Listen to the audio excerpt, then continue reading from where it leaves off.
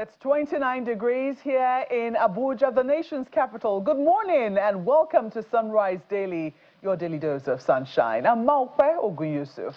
Honestly, Maukwe, you're owning that daily dose of sunshine too much. And don't make me jealous. Anyway, good morning and welcome. I'm Aya Makinde. Today is the 26th day in the month of March 2025, and for whatever reason I feel like telling anyone if it's your birthday today, happy birthday. I don't know why I'm saying that. It's 32 degrees in Lagos and it is already getting hot. So welcome to the show. Well, it is getting hot indeed, and it was quite hot yesterday in the Senate public hearing room where the Senate Committee on Ethics and Privileges was sitting on the matter of Senator Natasha Akpoti-Akpabio. And this is how it transpired and went down on the floor of the committee room. Barely 3 weeks after the suspension of Kogi lawmaker, Senator Natasha Akpoti-Akpabio, counsel to the petitioner, appeared before the Senate Committee on Ethics, Privileges and Public Petition, led by its chairman, Senator Neda Imaswen. In this regard, during the hearing session, there is an initial hiccup as the counsel to Senator Akpoti-Akpabio first calls for the recusal of the committee chairman, Senator Neda Imaswen, citing bias, particularly in a prior comment made on March 5, where the chairman had described the case as dead on arrival. Until when we read that the rule of this House and that Constitution, that's when we can say that we have fair hearing and justice in this regard. In this regard, what the petitioner had said is that, based on that press briefing, whether it was before Natasha was sent out of the National Assembly or not, gives an impression that the chairman of the committee has a particular understanding of this issue and could be said to be biased. The chairman immediately defended his earlier comments, explaining why it was pertinent to dismiss the case.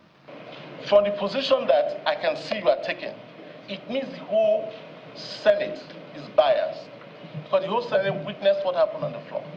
However, former Minister of Education, Dr. Obi Ezekwesili, who came as a witness to the suspended senator, described what transpired at the Ethics Committee as a gross degradation of the Constitution and the laws of the land. However, while she made her remarks, tension escalated and the atmosphere grew chaotic as a heated exchange erupted between her and Senator Peter Mugui.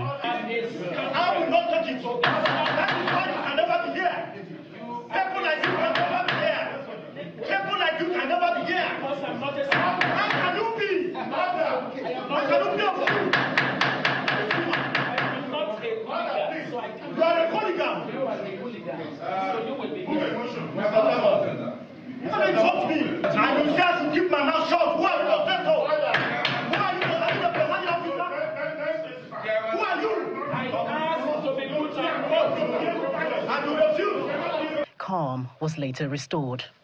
Two things. One, the petitioner said he would not speak to his petition because the Senate is biased, or I'm biased, or the committee is biased. Two, the respondent has just told us, and the papers are before you, that this case is before a competent court of law. Therefore, this committee will allow a court of law that will not be biased to handle this matter. Therefore, this matter is closed here at the Senate and is adjourned. As the case stands adjourned, Sinadir and the parties aggrieved, it is unclear what the next line of action for the Senate will be. From the National Assembly, Gloria Umezuke, Channels Television News. Well, yesterday on a sister program, Politics Today, my colleague Shionwo Kimbaloe had both Mr. Monday Ubani SAN and Senator Peter Nwebonye on their own thoughts on what transpired yesterday at the Senate. This morning, we're being joined by Dr. Obi Ezekwesili, who is a former Minister of Education, a former VP, Vice President at the World Bank for Africa, and also the former Chancellor. I believe that she stepped down from that position now. I want to say the founder of the School of Fixed Politics, who was there yesterday at the Senate Ethics and Privileges hearing. We also have in the studio here with us Dr. Abiola Akinode, who's the Executive Director, Women Advocates Research and Documentation Center, and also the convener of Womanifesto. Thank you so much for joining us this morning. It's a pleasure. Thank you, Malfoy. Well, Dr. Ezekwesili, I'm going to start with you because you were at the heart of what transpired yesterday. You went there as as a witness to the petition that was laid before the Senate Committee on Ethics and Privileges. What were your expectations at that committee hearing? Thank you so much. So the expectation was and continues to be that the Senate and the senators would understand the criticality of fair hearing as the cornerstone of any democratic system, and that whenever that is not recognized, that it imperils the entire democracy and justice system of a country. And so going as a witness along with the petition,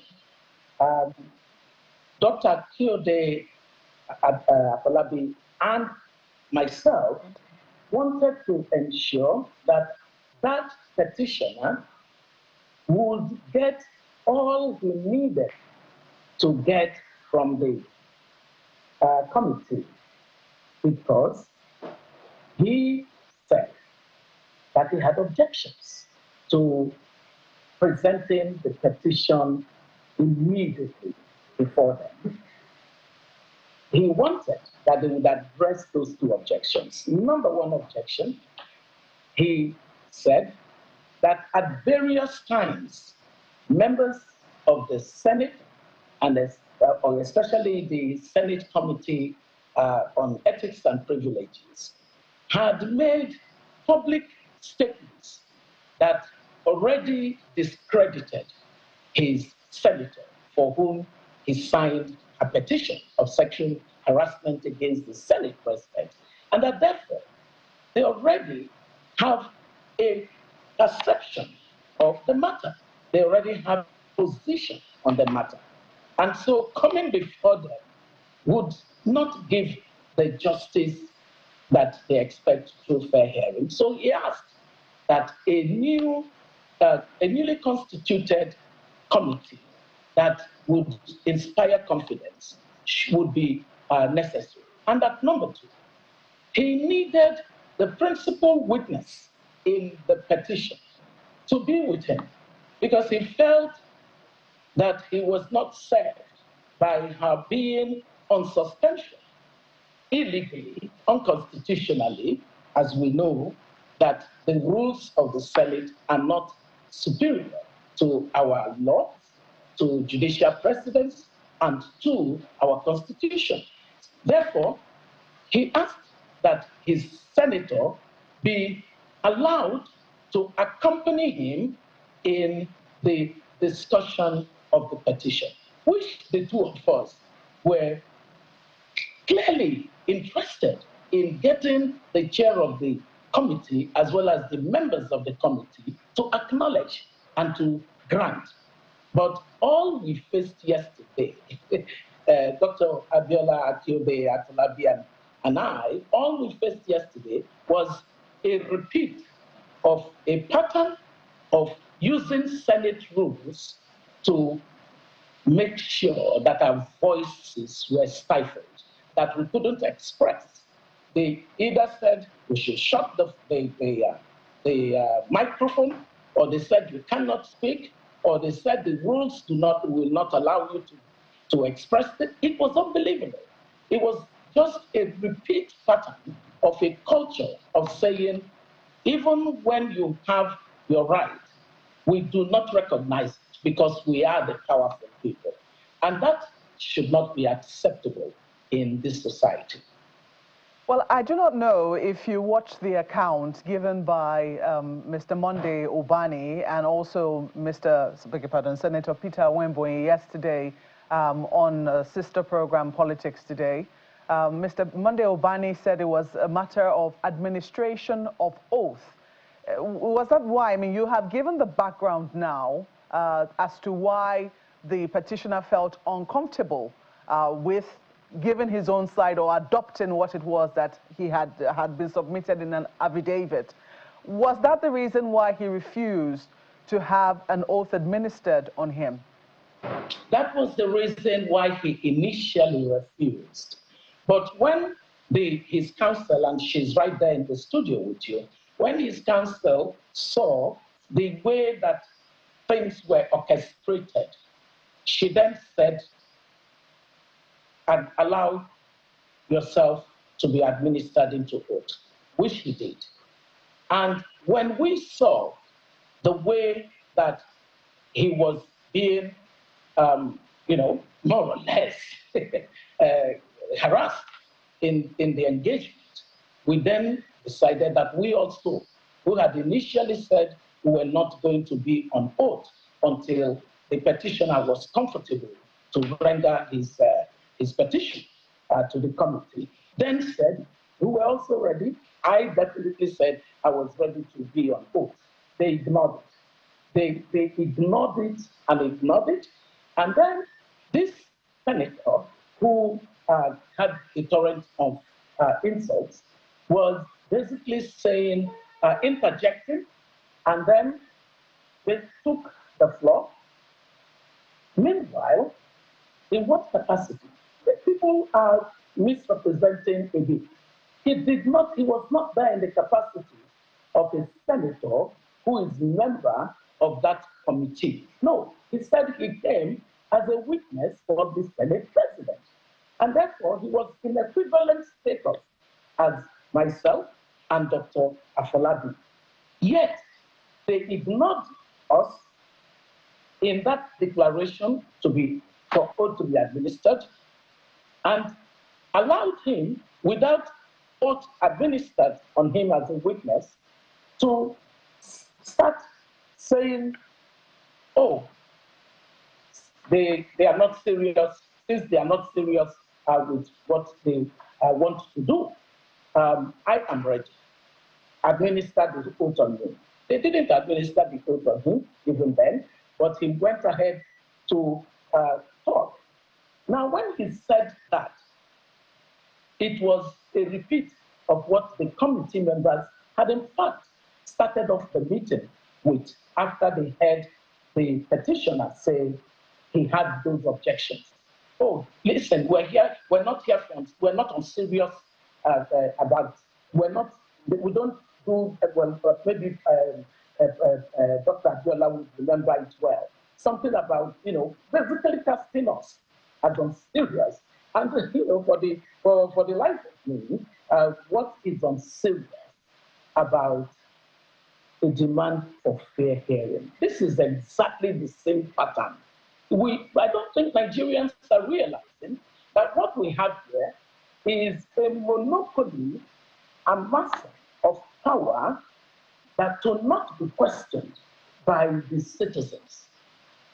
This is what's going on. Our senators are essentially saying we are above the law just because we have the appellation senator to our name. And that should not be acceptable. So when the senator repeated that remark of unseriousness, I turned to him and I said, can you please shut up? And he was already actually trading words, in the sense that he was calling, saying to the petitioner, if you don't want to speak, just let it be. There are renditions of this. So he was already energized to engage in what you saw yesterday.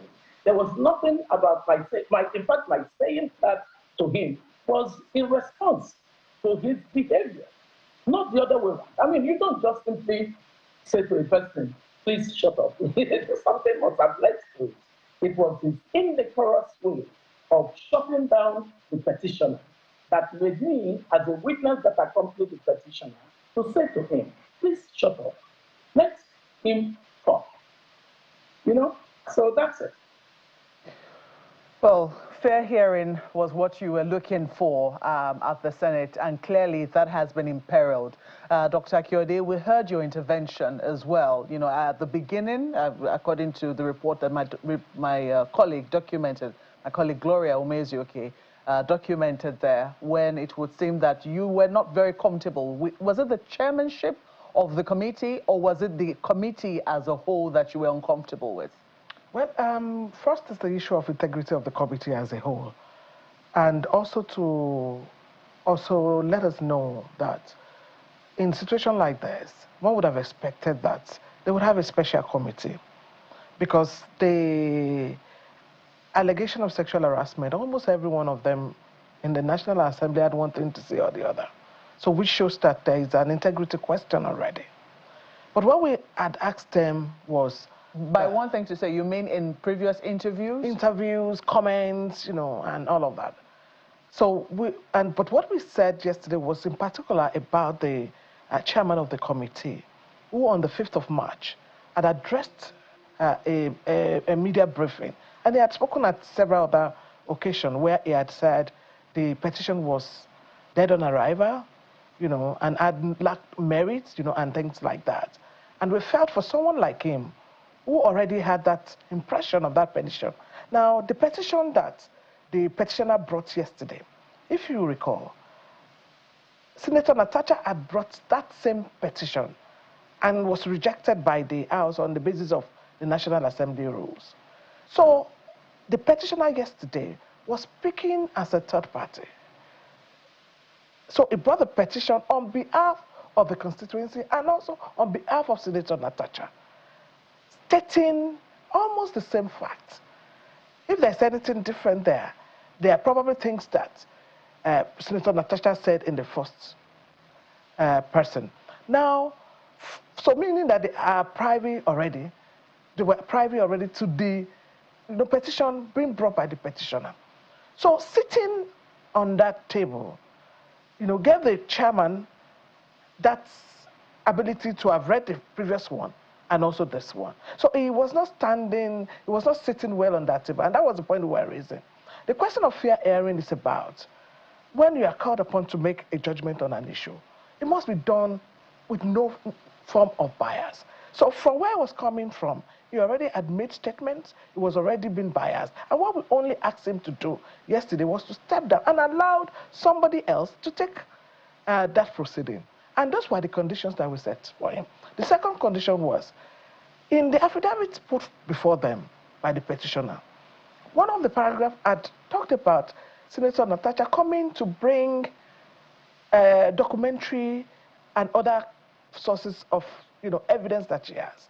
So we then asked them, because it would make no sense for him to appear before them, make all the declaration according to the affidavit without having a principal witness, his principal witness, to come to the panel to speak. So we directed them to that paragraph of his petition, and that they should give a ruling, because if she is not coming, he is not the one who was sexually harassed. It would be right for the person who made the allegation to be there. So we wanted them to make that ruling, and that was where the problem started. Now, the attitude of the panel was not what you would expect from any responsible chamber in the world. We got there, things like, you didn't set a ground rule.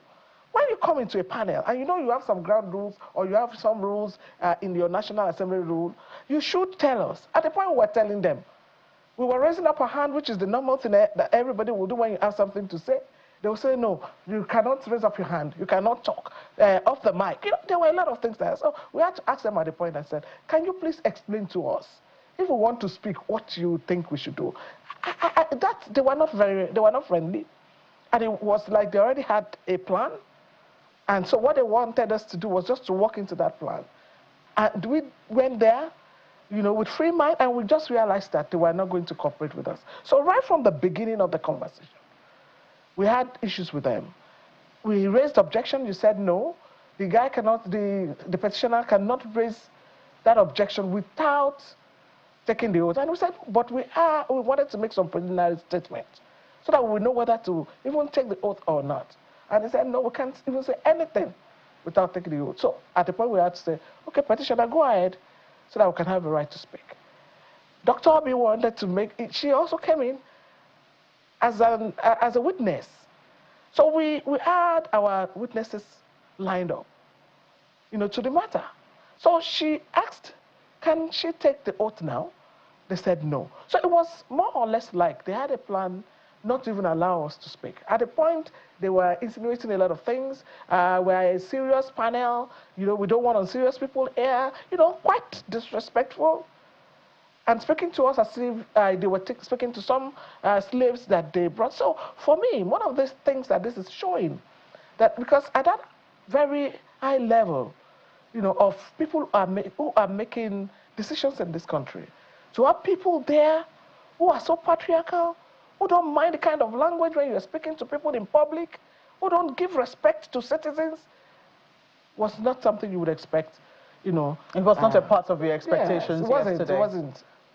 Well, I do know that Ayo has questions for you, but, listening to Senator Nweboyi yesterday, my colleague Shehu also managed to ask him, if he felt regrets about, how events transpired yesterday. And he categorically said, no, he didn't feel any regrets. But I do know that, looking at the entire scenario, a lot of Nigerians watched that video in shock, wondering how could things have descended to this level. For you, do you think that there's anything that could have been done differently to prevent that? I have very much reflected on it, and I come to the conclusion that from our own side of the table, we needed to be very firm on the fact that we were not going to accept the subordination of the laws of the land and the Constitution on the freedom to express ourselves, especially within a public institution like the Senate, which is the highest lawmaking organ of the country. We were not going to, allow anyone to stifle us. That was what the Senate committee members did in a chorused manner, an orchestrated all through the period that we were there. And at the time, the gentleman basically doubled the energy of that disrespect and was basically not in any way respecting the petitioner and carried on. You could see, I didn't just simply look at a person and say, please shut up. No, that's not what happened. The sequence of events show clearly that it was in response to what they were doing, which is reminiscent of exactly where we came from on this matter. A person has a voice to express, but through abuse of power, senators collectively decided that they are not listening and they are not willing to grant that access that the Constitution gives. So for me, there is nothing that we could have done other than to say, we must be heard. And once I was saying, please swear me to an oath, and they were ignoring and putting off my microphone. They had this young man that had the duty to just keep, he kept doing that. You saw how very composed we were. We did not allow ourselves. I mean, we could have been born as that fellow. We could have, but we didn't do that. We didn't descend to that. It was, you could see the response that came from my own end. So there is nothing that we can look at and say, oh, in the context of what we were facing, we should have done differently. And I am very good at being able to say, okay, this is something that didn't work. I like reviews.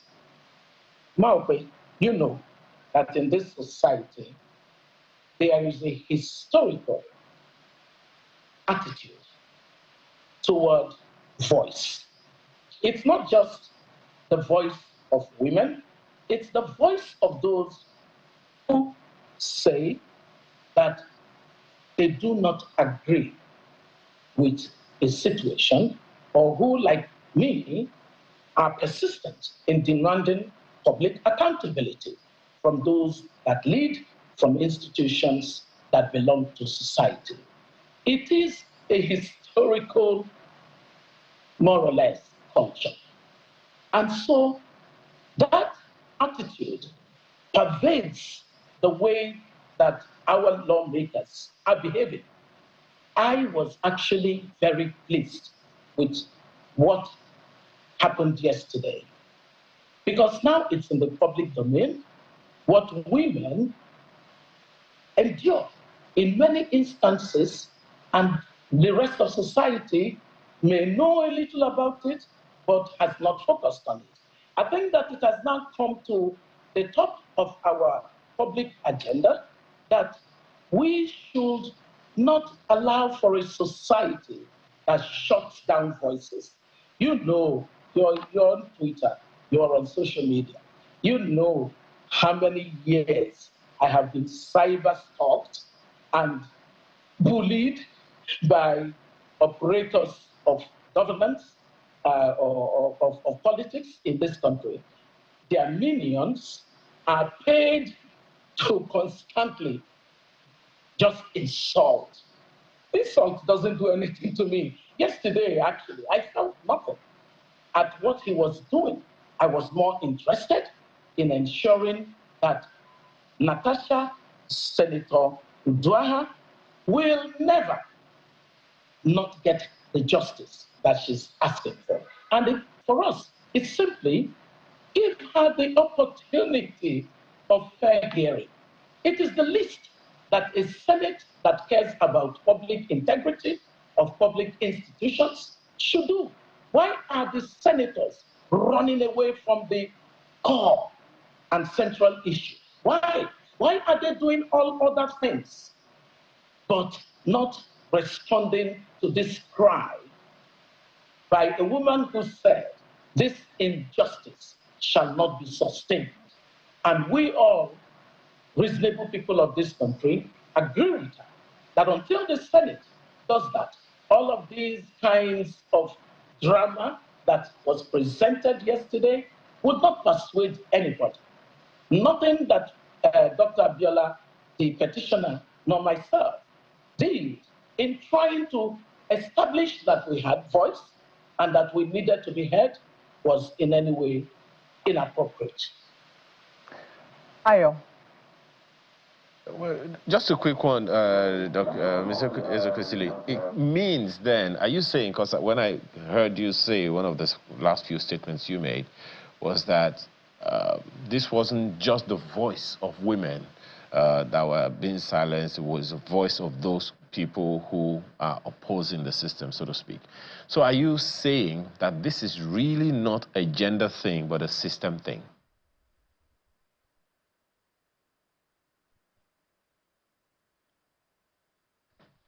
Can you hear me, madam? Now I can hear you. Okay. I wasn't hearing. Oh, it's okay.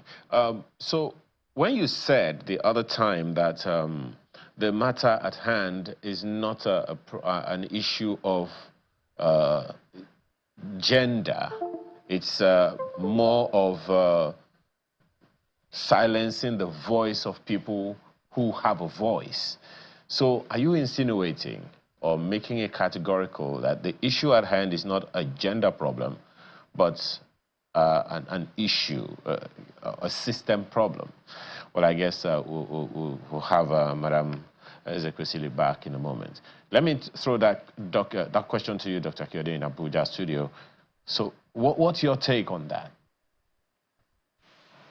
Well, I believe it's a system problem where you think that there is a voice that is strong and you need to shut down that voice so that it can allow you to have a say. you can shut down. But it's also a gender problem, in the sense that one of the things that this had brought out for me is that, in our gender work, we tell people it doesn't really, violence against women does not really matter which position you are in, whether you are the president of the country or you are, Dr. Obi has all the curriculum vitae that could, make you to see a woman at any point in time and have the 100% respect for her. So for him to do that to her shows that he has no respect whatsoever, for women. And he kept talking about womanhood, and he kept talking about all that. So in a part, it's a gender issue. And what we saw also happening to Natasha is, how dare you, a woman, want to speak in the National Assembly, against the power that be. And when you see all the other things happening to her, the recall, and a whole lot of other things, you can see that it's quite political. And then see the system at play, where the system itself tries to suppress, voices, of its own people. So I would say it's both systemic, and at the same time, we can also see the shade of the gender bias, in what we're seeing with what is happening there. One of the questions. One clear thing My apologies. One of the questions that has been raised, because I know that we don't really have much time with you on this segment, is one of the questions that's been raised by a number of people is, there are like 3 other women in the Senate, and it would seem like none of them has spoken about the matter. Do you think it's because their voices were silenced, or as some people say, maybe there was an error in the process and lack of respect for the rules of the Senate, so to speak? Well, I don't think it's the right thing for us to always put women on the radar. When something is happening to a particular woman, then you will say, why should the women not speak? There are some men within the National Assembly that are speaking, and I think at a point in time, Senator Kingibe also spoke. And this had happened to her before, so there is a pattern. There is a pattern. The First Lady today was also harassed in that manner while she was in the Senate. So it's a pattern which we need to condemn, which we need to stop. So it is not about women against women. And I think that when we put that argument in that way, it takes away that discussion about what is the role of the system and how is patriarchy dealing with the society. Now, patriarchy is endemic in this country. And it is within the National Assembly, it's within the psyche of women, it's also within the psyche of men. So you see a situation where you get to this kind of situation and you see some women, because they know they have spoken before, because they know they had attempted to speak before and they have been shut down and they didn't get the kind of support that they can get, especially in a place where they are just about 4 out of 109. We rather want to keep quiet. Okay. And of course, the thing about the power dynamic on some of this conversation. Okay. If you speak, you may not get what you are expected to get for your constituency. So there are a lot of things there. So there are issues of corruption, accountability, system failure, and a whole lot of things that Dr. Kyori, we saw playing out. My apologies. It's the reason I asked the question the other time whether it was a gender problem or a system problem. Now, let me ask Dr. Ezekwesili this one question, because one of the conversations we've had in the course of this week, madam, is that of whether or not democracy is still on its feet. And that was the part of the major conversation at an event that my colleague with you there, with Mark, where, attended earlier in the week in Abuja, where some people who sat were asking the question whether or not democracy was alive or was in danger or in jeopardy in Nigeria. This occurrence that happened, madam, does it say anything to you about our 20-something-year-old democracy, or it's just a standalone event? It's a very interesting question that you've asked, and reflecting on it and being data-driven by it, I want you to know that the Economist, a magazine, normally measures and ranks democracies around the world. We, as a country, are in the group of countries that are not regarded as democracy. We have a score of less than 4 out of a possible 1, out of 4 out of a possible 10. So that already situates us in terms of our democratic credentials. And yet, within that evidence, we see many things that suggest that the many decades of militarization of Nigeria left a very serious dent on our capacity as citizens to fully understand democracy. The example that we are discussing today being the things that have played out in our National Assembly at different times in its existence. I think this is probably the 10th Assembly or so. We have seen an attitude of those who are supposed to understand the ethos and principles and nuances and the culture of democracy, not in any way exemplified. So, for example, when I, as a citizen, step out there, which I do frequently, to make a statement on an issue of national significance, what do you think happens? The politicians immediately release their cannons through those who are their trolls on social media to insult and to want to shut down. I hope you know that there have been many women as leaders around the world who simply could not stand up to the cyber bullying. And so they either decided to leave office or they decided to leave the media space, therefore deepening and accentuating these historical and systemic barriers to women participating usefully in democracies. So what is the key thing? I think the key thing is for Nigerians to understand that the episode of Senator Natasha is not about Senator Natasha. People miss it.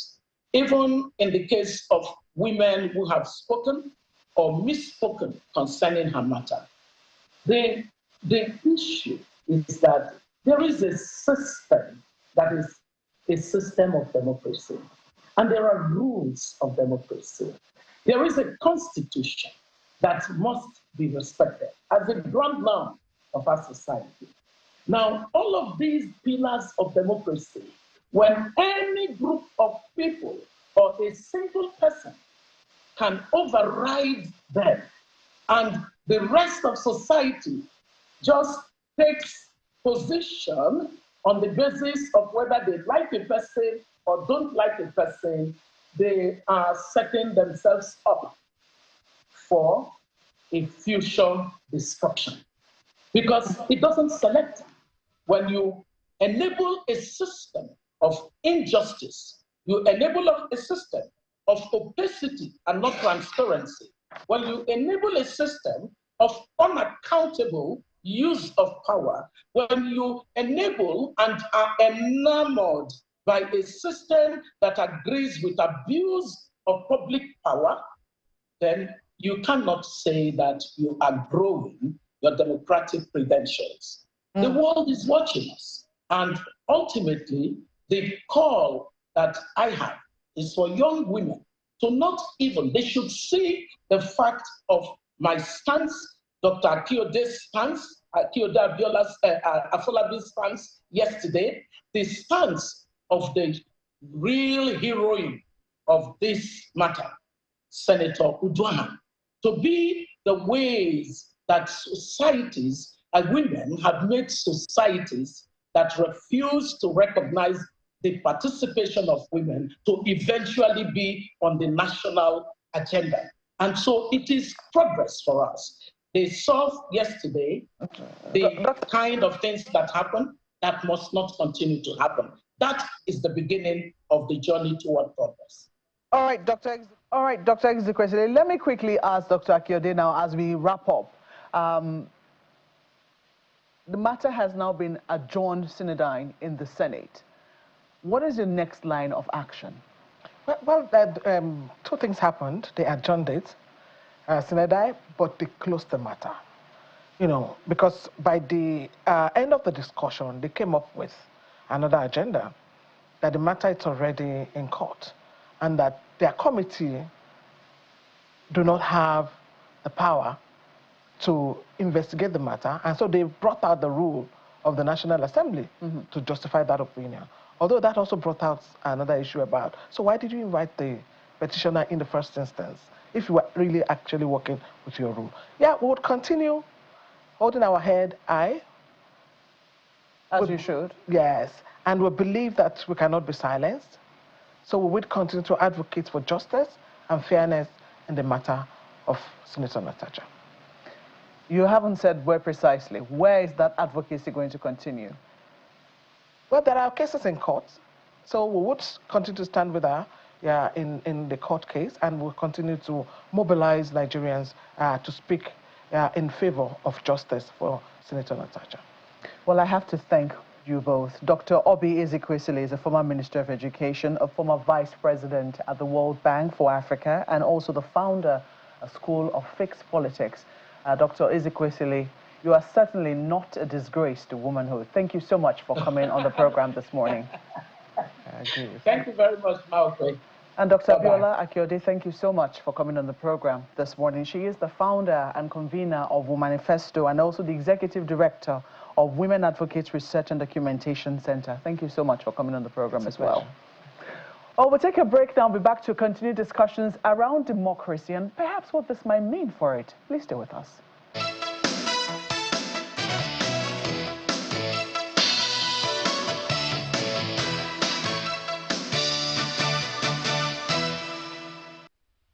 Well, I did say we're continuing our conversation around democracy, and Mr. Osita Chidoka joins us now. He's a former Minister of Aviation and also a former Co-Marshal of the FRSC.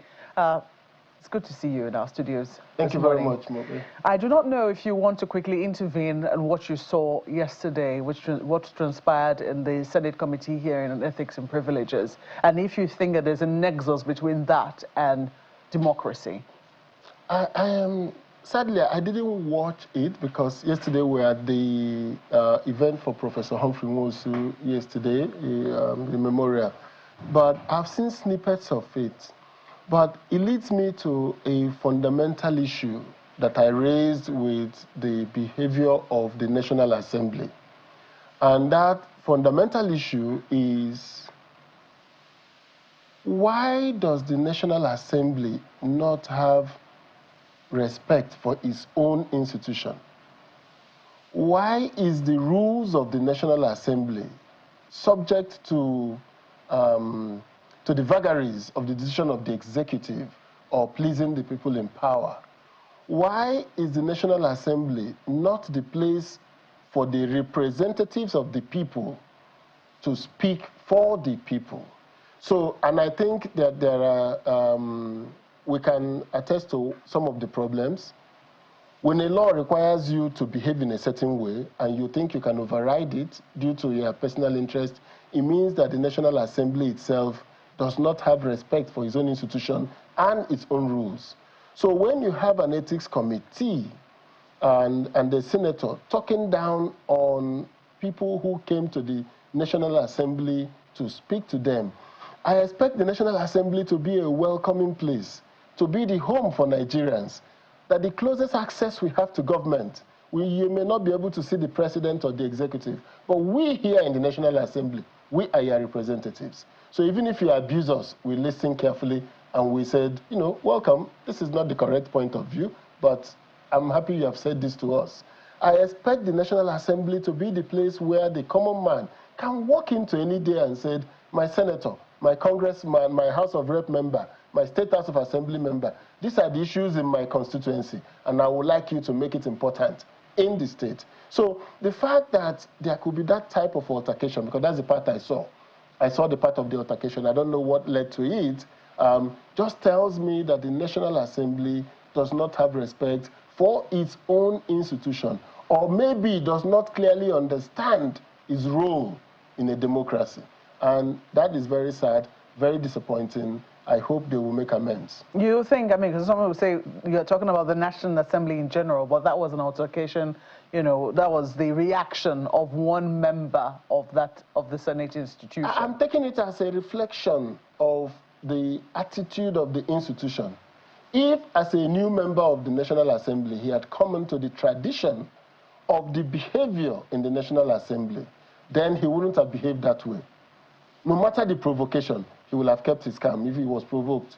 But why I made it a National Assembly issue is that if you say the law says you should get two-thirds majority to do something, and you do it by voice vote, it means that fundamentally the people in National Assembly don't believe in their rules. Mm. Well, you and I were at an event very recently honoring Right Honorable Ihedioha yes. At his 60th birthday, and there was a colloquium, you know, asking the vital question, is democracy failing in Africa? Interestingly, there were members, there was a panel right there, and questions to them, you know, immediately circled around a yes or no. Do you think democracy is failing across Africa? Mm. I'm asking you that now. Yes, I heard you. Is democracy failing in Africa? You see, I like the theme of that conference, but I also have a worry about not defining concepts very well. You think democracy needs to be defined? Yes, we need to understand. What do we mean by democracy? A democracy where elections don't matter, the people don't participate in selecting their leaders, cannot be called a democracy, representative democracy. Because representative democracy, first of all, takes into consideration or takes for granted that the people were elected by the people. So there were many elections in Africa last year that nobody went to court about. Ghana was an example. South Africa, Senegal ANC lost. Senegal, people had elections. So at the root of elections in Nigeria, in Africa, is the fact that there are, at the root of democracy is free and fair elections. So Nigeria, I'm sorry to say, may not qualify to be a representative democracy as it is today. So if you then say, is democracy failing? The countries where democracy is being practiced properly, like South Africa, are the outcomes now commensurate with the feelings of people that democracy should support economic growth and all of that? Then we can have a conversation. If democracy is failing the aspirations of Africans. So, but in my view, and narrowing it to Nigeria, I think that the fundamental issue is that we first have to practice democracy. We first have to have clean elections. And the idea of clean elections is at the heart of democracy. So when we say that we have made the choices and the choices did not pan out well, we can then begin to think, maybe the presidential system is not working well for us. Maybe our National Assembly type is not working well for us. Maybe we need proportional representation as P2B canvassed. Maybe we need single term of presidency. Because I'm really at a worry that the two-term presidency and the cost of re-election in an environment where there is no transparency to government spending, where the government people will use the money they've acquired from government to be re-elected, is a waste of resources in Nigeria. Nigeria should not, by now we should have come to the conclusion, what does it cost to elect a governor? You multiply it by 36. Then you multiply it by the number, by the 4-year cycle. I will be of the view that we should have a 6-year single term to reduce the costs of even electoral process and to make sure that leaders focus on decisions. Because now, 2 years to 2027, governors are shifting their attention to campaign. So most of the decisions being taken now are not fundamentally decisions that would go well for Nigeria, but decisions that are designed to make you win an election. I hear you. I hear you when you talk about, you know, levels to this discussion. The fact that we first of all have to have, you know, free and fair elections, open elections, elections that everyone agrees produce the result that they all witnessed. Correct. But then, you know, the conversation then extends, because even to places where these results are clean and clear, people are wondering, is this how democratic leaders should act? The extent the conversation did not, or well, I say the question did not extend beyond or outside of Africa, but I do know that conversations are already ongoing outside of Africa as to whether or not, you know, democracy is in peril in general. Yes. But let me quickly go to Ayo. I'm sure who also has questions for you. Well, thank you, Malkwe. Well, you know, it's been a while. One of the issues a good number of people have been asking, please allow me to deviate a little from the democracy conversation because I know you are more of a governance person. Now, in terms of the issues that have occurred over the past few weeks and the attitude, the responses, the reactions that have been generated, issues in Rivers State, issues in the National Assembly, issues at the event that you co-hosted with my colleague. One question I just want to ask you. Number one, do you think governance is happening, be it at the federal or state levels, the way Nigerians anticipated? Or you think maybe there is a lot more politics than governance? It appears to me that governance is not the major issue, because I couldn't understand the need to declare a state of emergency in Rivers State. Now, let me tell you why. 2024 was a terrible year for President Tinubu. It was the year when prices skyrocketed. The devaluation had happened in 23. The government did not have dollars to fund the foreign exchange markets. For most part of last year, they were battling with trying to get the economy back stable. Central Bank went ahead of, to curb inflation. They consistently raised interest rates. Those were, extreme measures taken to bring the economy back to a place where we can say it is stable. Now, we woke up in 2025. This is March 2025. The results are in. Inflation, food inflation had kind of tapered off. Food prices started coming down. March is what I would call one of the best months of the president. All the commercial papers that were put on sale in the last, say, 2 months were fully sold. The auctions of the TBs, you could see the amount of money people were spending to buy the treasury bills because interest rates were good. Foreign portfolio investments, even though it tapered off a little, you could see an increase in it.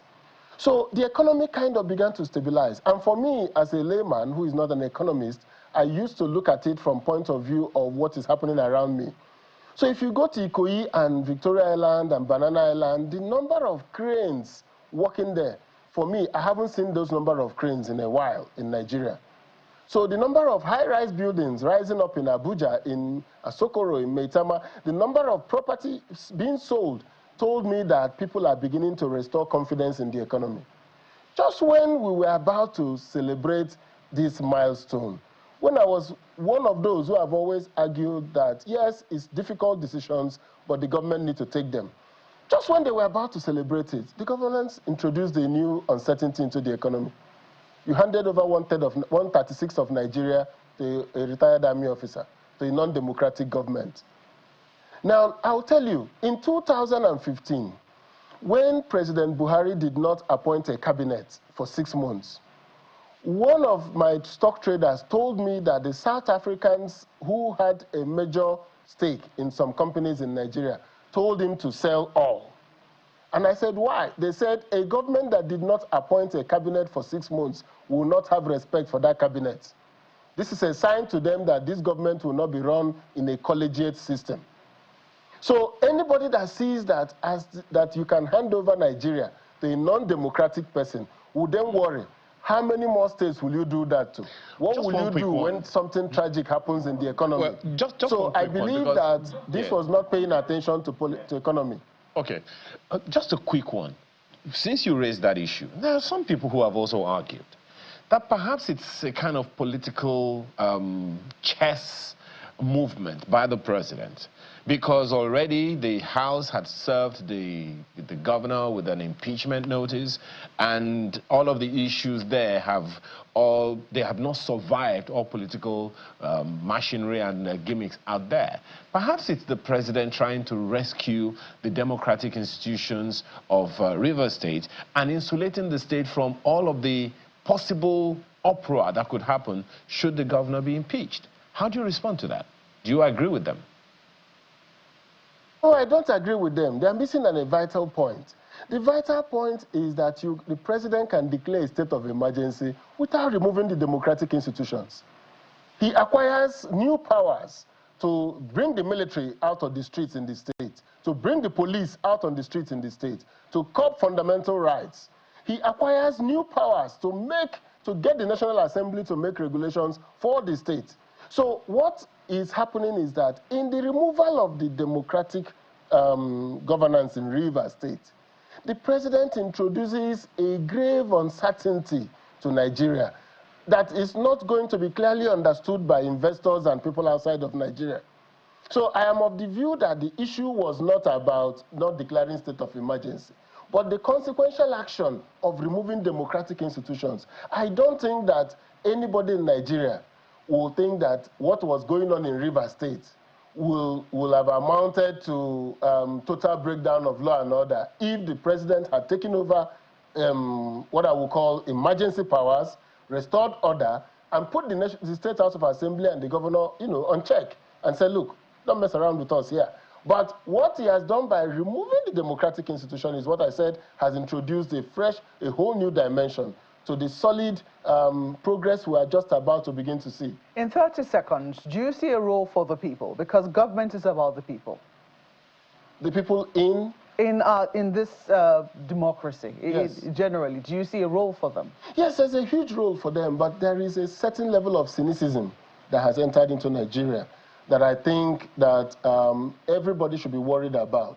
This cynicism is the type of cynicism that we saw in the 60s before we truncated our democracy. We saw it in the 80s before we truncated our democracy. Can we get rid of it? So, the way to get rid of it is what we're doing now. These conversations we're having, these discussions we're having. And the purpose of it is to continue to energize the public that what is going on, what is required of Nigeria to make progress is much more than what we're seeing now. And that much more is that the people have to also participate in that process. Mr. Chidoka, we have to thank you so much for coming on the program. Mr. Chidoka is a former Minister of Aviation and also a former co-marshal of the FRSC. Thank you once more. Well, that's the program this beautiful Wednesday morning. It's been quite a ride with you. Thank you so much for watching. I'm Maokwe Ogunyusuf. Business Morning is next. I'm Akpoti-Akpabio. Enjoy your day.